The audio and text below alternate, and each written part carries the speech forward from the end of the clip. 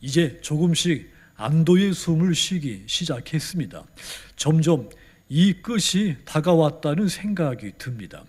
그렇더라도 지난 한 주간 동안 지치고 힘들었지만 흔들리지 않고 오직 예수, 올리 지저스 이렇게 함께 살아오신 여러분들을 주님의 이름으로 위로하고 축복합니다.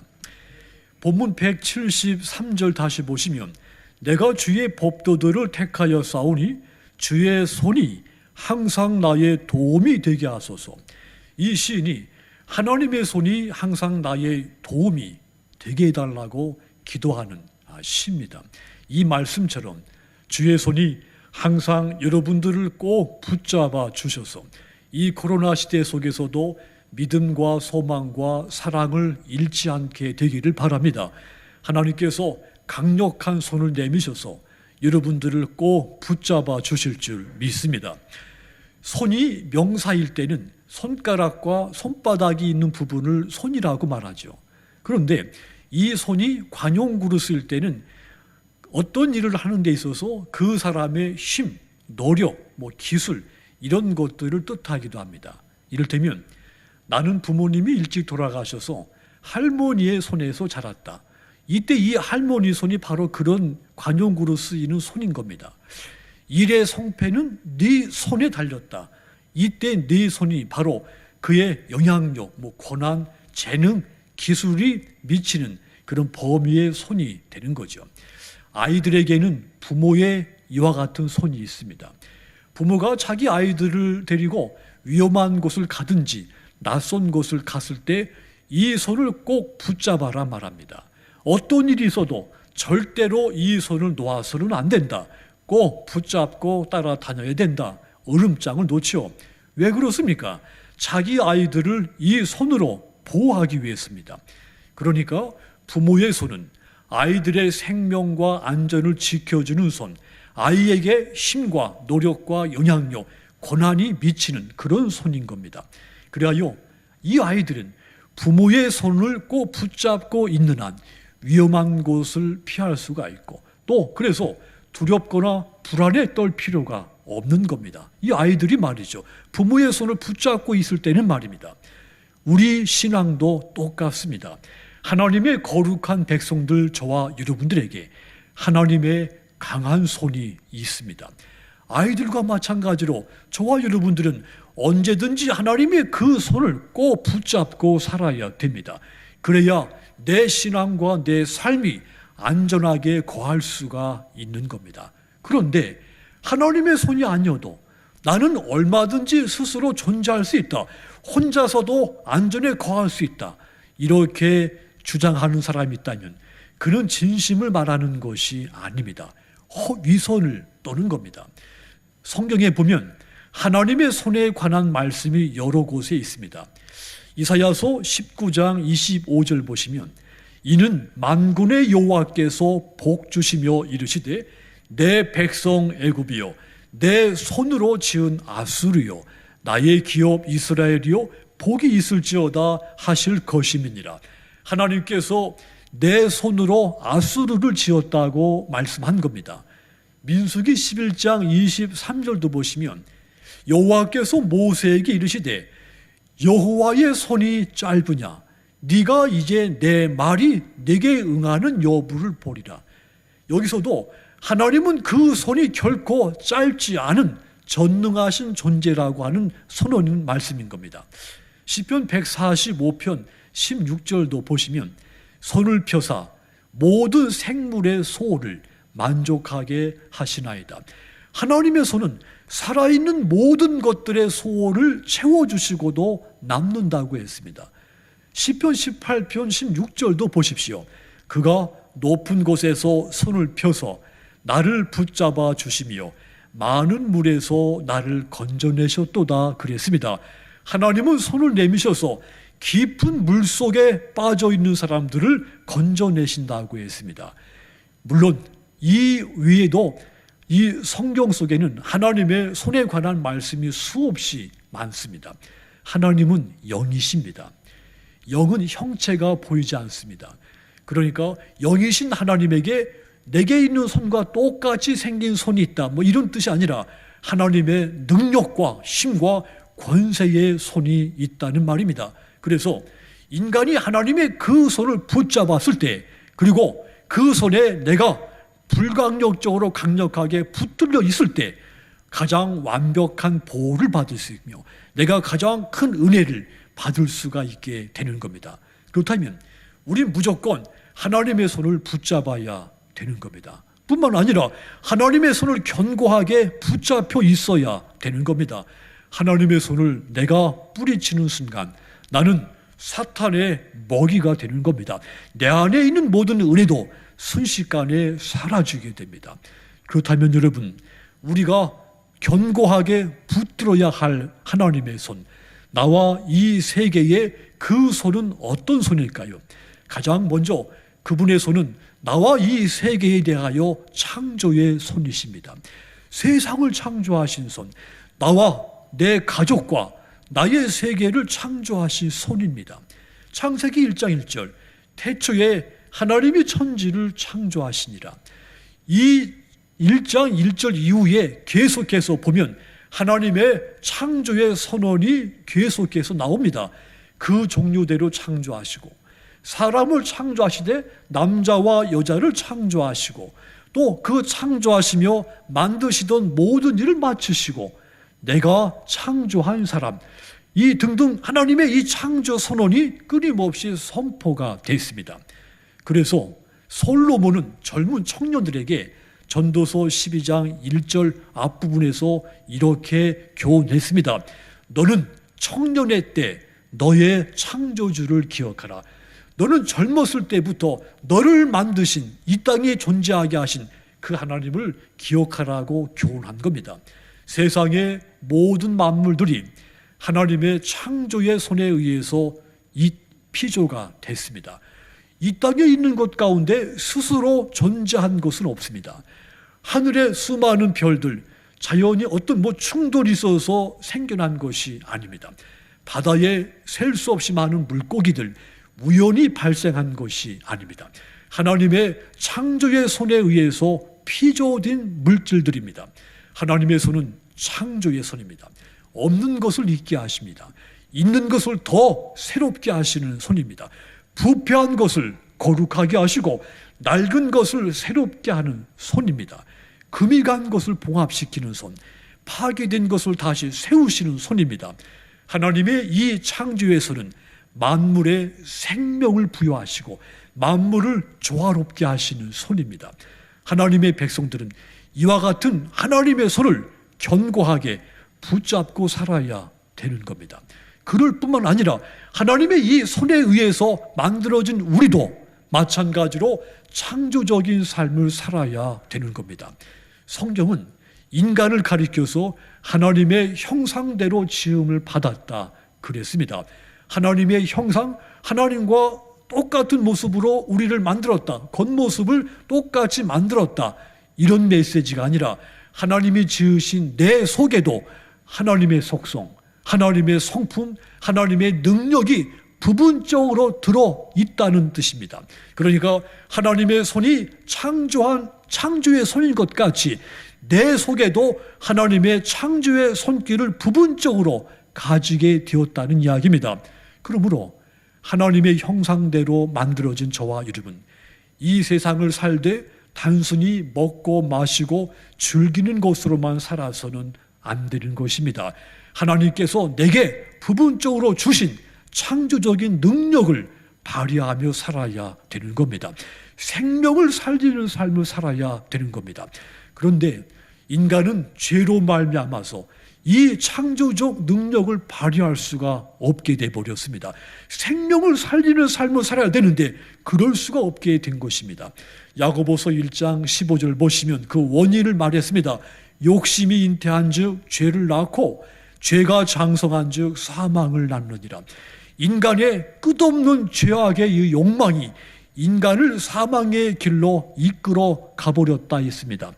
죄로 인해 이렇듯 생명에서 사망에 이르게 된 인간의 손은 더 이상 하나님의 주신 창조의 손을 닮을 수가 없게 된 겁니다. 인간의 손이 욕망 때문에, 죄악의 욕망 때문에 창조의 손이 아니라 파괴의 손으로 달라져 버린 겁니다. 그리하여 그 이후 인간이 만들어내는 모든 사물들은 조화를 깨뜨리고 생명을 죽이고 만물을 고통스럽게 하고 있는 겁니다. 그렇다면 여러분, 우리가 어떻게 하여야 이 창조적 능력을 발휘할 수가 있겠습니까? 창조의 본래 모습으로 회복되어야 합니다. 이사야서 50장 2절 보시면 내가 왔어도 사람이 없었으며 내가 불러도 대답하는 자가 없었음은 어찌 됨이냐. 내 손이 어찌 짧아 구속하지 못하겠느냐. 내 손이 짧아서 너희를 구속하지 못할 줄 아느냐. 내 손은 너희를 구속하고도 남는 손이라고 선포한 겁니다. 그 하나님은 죄악으로 죽은 우리를 능히 구속하시기 위해서 독생자 예수 그리스도를 이 땅에 보내신 겁니다. 죄로 인해 죽은 우리를 예수님의 십자가의 피로 다시 살리셔서 파괴하는 우리 손을 생명을 살리는 손으로 회복시켜 주신 겁니다. 그러므로 예수님의 피로 구원받은 저와 여러분들, 하나님이 주신 창조의 능력을 회복하고 그 이후부터 창조적 능력을 발휘하며 살아가시도록 주님의 이름으로 부탁을 드립니다. 1950년대에 프랑스에서 2명이 노벨상을 받죠. 52년도에는 슈바이처가 평화상을 받고 5년 뒤에 57년에는 까미가 노벨 문학상을 받습니다. 까미는 그때 받은 상금 가지고 근교에 있는 아주 성 같은 별장을 구입을 하고, 슈바이처는 이 상금 가지고 아프리카에서 흑인들을 위한 병원 기급으로 사용을 했습니다. 슈바이처의 삶은 어떻게 사는 것이 하나님의 백성으로서 창조적 능력을 발휘하며 사는 것인지를 잘 보여준 삶이었죠. 그는 38살에 아프리카에 가서 의료 봉사 활동을 일평생을 하죠. 그 공로가 인정돼서 노벨 평화상을 받는데, 이때 받은 그 상금 가지고 아프리카에 병원 설립하고 나환자촌을 만드는 데 몽땅 썼습니다. 노벨상 수상을 받았을 때 자신의 그 명성이 높아진 것을 기뻐하지 않고 새로 생각지 않은 돈이 생겨서 또 새로운 병원을 지을 수 있게 됐다는 것을 더 기뻐했다고 했습니다. 그는 구원받은 하나님의 자녀로서 생명을 살리는 창조적인 삶을 살아간 겁니다. 하나님이 하시고자 하는 그 일의 한 부분을 자신의 손을 통해 이루어 낸 겁니다. 이렇게 사는 것이 하나님의 형상대로 창조된, 또한 그 내 안에 일부의 창조의 능력을 발휘하며 사는 겁니다. 창세기 9장 2절은 우리에게 선포된 명령이죠. 땅의 모든 짐승과 공중의 모든 새와 땅에 기는 모든 것과 바다의 모든 물고기가 너희를 두려워하며 너희를 무서워하리니 이것들은 너희 손에 붙였음이라. 물고기들이 너희들을 두려워하니까 너희 마음대로 해라, 이런 뜻이 아닙니다. 이 세상을 너희 손에 맡길 테니 너희 손으로 피조물들을 창조적으로 관리하라는 명령입니다. 다 맡길 테니까 네 마음대로 파괴하고 소비하고 낭비하라, 이런 뜻이 아니라 너만을 위해서 사용하라, 이런 뜻이 아닙니다. 모든 피조물들이 아름답게 조화를 이루게 하고 생명이 더 풍성하게 하고, 이렇게 아름다운 하나님이 만들어 놓은 세계가 더 아름답게 유지되도록 우리에게 관리를 맡긴 겁니다. 우리 손에 말이죠. 그렇다면 지금 우리 손이 나 자신을 위해 사용되고 있을까요? 아니면 하나님의 창조의 손길의 한 부분이 돼서 사용되고 있을까요? 하나님의 손은 창조의 손이라고 했습니다. 그 형상대로 지음받은 저와 여러분, 우리의 손 또한 창조적인 손입니다. 하나님이 주신 손으로 새롭게 하고 거룩하게 하고 생명을 살리는데 이 손을 사용하시기를 바랍니다. 그리하여 여러분들이 행하는 일, 여러분들이 손으로 행하는 일로 인해서 하나님의 창조 역사가 더 아름답고 영광스럽게 되기를 주님의 이름으로 축원합니다. 또한 하나님의 손은 나와 모든 세계에 대하여 섭리하시는 손입니다. 섭리라고 하는 이 단어는 본래 돌본다는 뜻, 보호한다, 이끈다 이런 뜻에서 나온 단어입니다. 잠언 16장 33절 보시면 제비는 사람이 뽑으나 모든 일을 작정하기는 여호와께 있느니라. 여기서 작정은 섭리입니다. 사람이 제비를 뽑지만 그 결과는 하나님이 하신다는 뜻입니다. 인간의 결정을 하나님이 섭리하신다는 뜻입니다. 하나님은 우주 만물을 창조하고 인간을 창조한 다음에 그 피조물들이 자기 멋대로 운영되도록 그냥 내버려 둔 것이 아닙니다. 모든 피조물들이 끝까지 그 보호받게 하시고 돌보시고 이끄셔서 모든 피조물들이 조화롭게 안정되게 존재하도록 하나님이 섭리를 하시는 겁니다. 시편 139편 1절부터 3절까지 보시면 여호와여 주께서 나를 살펴보셨으므로 나를 아시나이다. 주께서 내가 앉고 일어섬을 아시고 멀리서도 나의 생각을 밝히 아시오며 나의 모든 길과 내가 눕는 것을 살펴보셨으므로 나의 모든 행위를 익히 아시오니 하나님은 내 자신의 모든 것을 다 알고 계신다는 고백입니다. 뿐만 아니라 내 삶의 모든 부분에서 하나님이 돌보시고 이끄시고 보호하신다는 뜻입니다. 하나님이 내 삶을 섭리하고 계신다는 고백이죠. 로마서 8장 28절도 우리가 알거니와 하나님을 사랑하는 자 곧 그의 뜻대로 부르심을 입은 자들에게는 모든 것이 협력하여 선을 이루느니라. 내 삶의 순간순간에 선한 일들이 이루어지도록 모든 것을 모든 것이 내 삶의 모든 환경들이 서로 협력하게 역사를 하신다는 말입니다. 조화롭게 하신다. 그렇게 되도록 하나님은 내 삶을 섭리하신다는 뜻입니다. 우리가 기도하지만 내가 기도한 대로 될 때도 있지만 반대로 거꾸로 내가 기도하지 않은 대로 이루어질 때도 있습니다. 전혀 엉뚱하게 응답될 때가 있죠. 1960년대 제가 태어날 고시대이죠. 미국의 흑인 인권운동가 마틴 루터 킹 목사가 있었습니다. 그가 이제 신학을 공부하고 신학 박사가 되고 이제 목회를 이제 준비하고 목회할 교회를 찾고 있었을 때 마침 두 교회가 설교 초청을 했습니다. 한 곳은 차타누가에 있는 아주 한 3,000명 모이는 대형 교회였고, 그리고 다른 한 곳은 몽고메리에 있는 한 70명, 80명 모이는 작은 교회에서 두 교회 모두가 이 킹 목사에게 설교 초청을 한 겁니다. 이 담임 목사로 청빙하기 전에 이제 먼저 설교를 이제 듣고자 한 거죠. 킹 목사와 그 부인이 두 교회에서 설교를 다 마치고 이제 집에 가면서 마음에 이제 소원을 품고 기도한 겁니다. 이왕이면 차타누가에 있는 큰 교회 목사로 부임했으면, 그런 마음을 가지고 이제 이것을 위해 기도하면서 집으로 간 겁니다. 그런데 결과가 정반대로 나타난 겁니다. 전혀 기대하지 않은 몽고메리에 있는 70명, 80명 되는 아주 작은 교회에 청빙을 받은 거죠.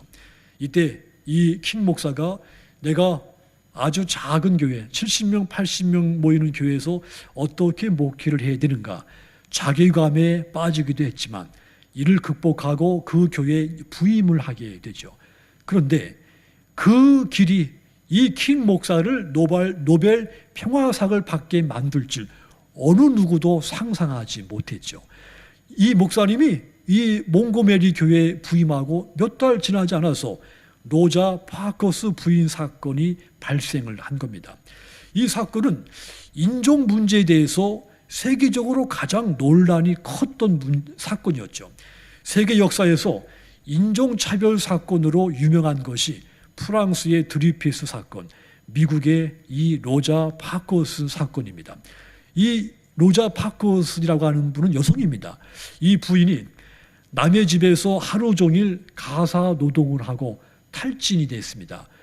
집에 가는 길에 이제 공중 버스를 탔죠. 그때 1960년도만 해도 미국의 모든 대중교통에는 흑인과 백인의 좌석이 분리되어 있었습니다. 앞쪽은 백인이 타고 뒤쪽은 흑인이 타도록 되어 있죠. 뒤쪽이 흑인들로 가득 붐벼도 텅텅 비어있는 앞쪽에 흑인이 앉을 수가 없었습니다. 그게 그 당시 법이었습니다. 이 파커스 부인이 너무도 탈진해서 텅텅 비어있었던 백인의 자리에 앉은 겁니다. 그랬더니 이 운전기사가 버스를 멈추고 다른 백인들과 함께 이 파커스 부인을 버스 밖으로 내쫓아 버린 거죠. 흑인들이 이 사건을 보고 수백 년 동안 억눌렸던 분노가 폭발을 한 겁니다. 그 중심에 이 루터 킹 목사가 있게 된 거죠.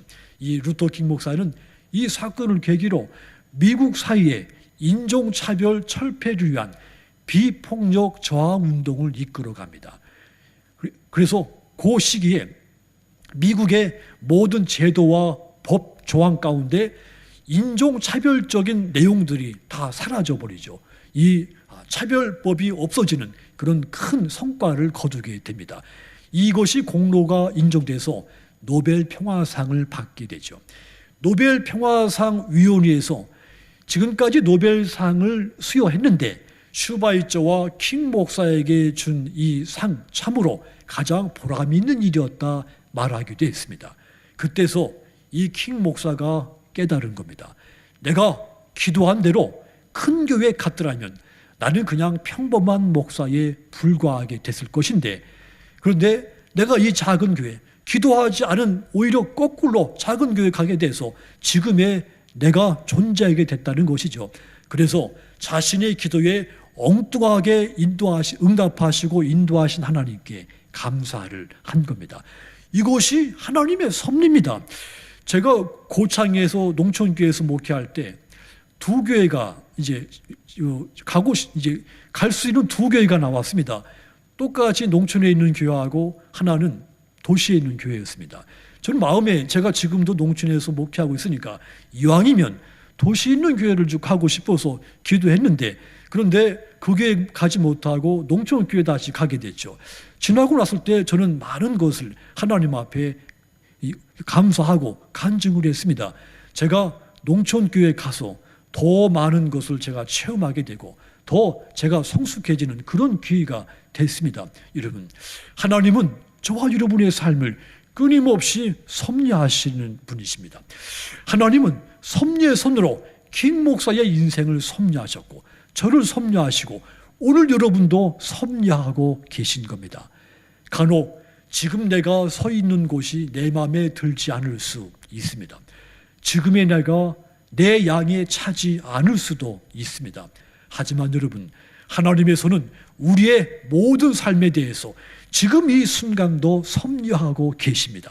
그러므로 항상 그분의 섭리의 손을 견고하게 붙잡으시기를 주님의 이름으로 부탁을 드립니다. 그러면 내가 상상하지 못한 모습으로 내 삶을 하나님께서 이끌어 가십니다.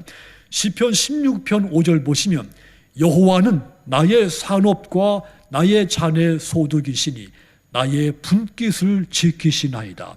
이 말씀을 현대인의 성경으로 읽으면 주는 나의 모든 것이 되셔서 내가 필요로 하는 것을 다 주셨으니 나의 미래도 주의 손에 있다, 이런 말입니다. 하나님은 나의 모든 것이 되신다는 말입니다. 내 과거, 현재, 미래도 하나님의 손에 달렸다는 고백입니다.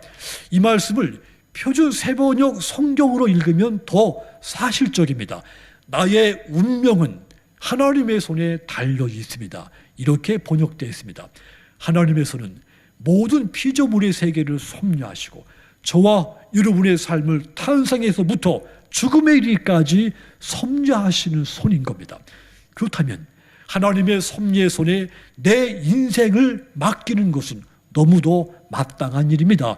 제비는 내가 뽑지만 그 결과는 하나님이 결정하시기 때문입니다. 하나님의 섭리의 손에 여러분들의 인생을 맡기셔서 여러분들의 인생이 하나님께 큰 영광이 되시기를 주님의 이름으로 축원합니다. 사랑하는 성도 여러분, 여러분의 삶을 하나님의 창조의 손, 섭리의 손에 전적으로 맡기십시오. 내 삶을 내가 개척한다, 이렇게 고집을 부리면 결국 내 삶을 내가 망가뜨리고 말게 됩니다. 내 삶은 하나님의 강한 손에 달려있기 때문입니다. 하나님의 창조의 손, 섭리의 손, 우리를 창조하시고 나를 택하시고 나를 부르셔서 나를 지금 이 순간도 다스리고 계십니다. 그러므로 여러분의 인생을 하나님의 창조와 섭리의 손이 이끄시는 대로 그냥 맡기시기를 바랍니다. 그리하여 생명을 살리는 일, 구원을 이루는 일에 여러분들이 귀하게 쓰임을 받아서 지금의 여러분들의 인생이 더 아름답고 더 창조의 본래의 모습까지 영광스럽게 되시기를 주님의 이름으로 축원합니다. 기도하겠습니다.